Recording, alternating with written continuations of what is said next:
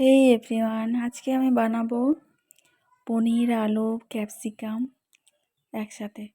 তো চলো দেখে নিই কীভাবে বানাচ্ছি। সো বন্ধুরা, তোমাদেরকে কেমন লাগে চলো দেখাই তোমাদেরকে আমি একটুখানি।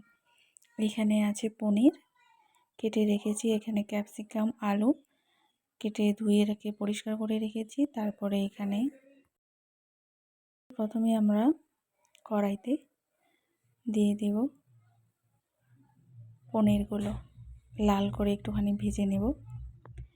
এখানে অল্প পরিমাণে দিয়ে দেব হলুদ গুঁড়ো, সামান্য লবণ।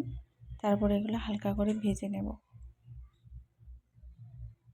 ভাজা হয়ে গেছে পনিরগুলো। তারপরে একটা পাত্রে আমরা মশলাগুলো এখানে একটু লবণ দিয়ে মিক্স করে রেখে দেব। তারপরে প্রথমে দিয়ে দেব এখানে 5 ফোড়ন, কাঁচা লঙ্কা। তারপরে দিয়ে দেব ক্যাপসিকামগুলো একটু ভালো করে ভাজার জন্য। তারপরে দিয়ে দেব এখানে আলু। সবগুলো একসাথে মিক্স করে আমরা ভেজে নেব।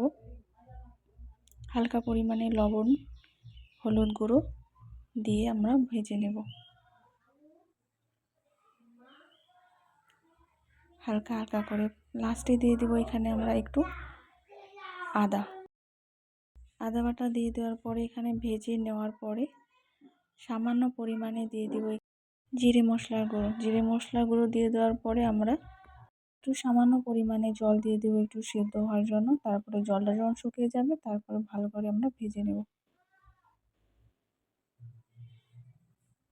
কার কার পছন্দ এরকম খাওয়ার? আমার কিন্তু খুব ভালো লাগে, সেই জন্য আজকে ভাবলাম যে ট্রাই করি আর তোমাদেরকে একটু শেয়ার করি। তো আমি এখানে ভেজে নেওয়ার পরে দিয়ে দিয়েছি একটু সামান্য পরিমাণে জল, একটু গ্রেভি হবে। তারপরে আমরা তুলে নেব। হয়ে গেল আমার কম বেশি রান্না। কেমন হয়েছে বলিও কিন্তু।